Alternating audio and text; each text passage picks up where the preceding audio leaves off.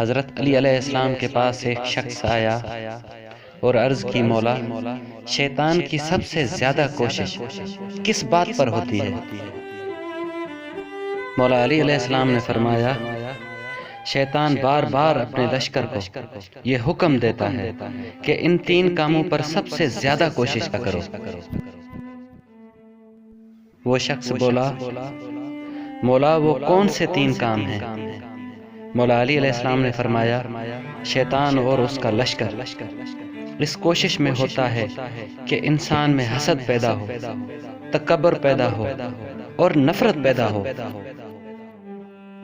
مولا علی علیہ السلام نے فرمایا، یاد رکھو، جس انسان میں حسد، تکبر اور نفرت دیکھو تو سمجھ جانا یہ انسان شیطان کے لشکر میں ہے۔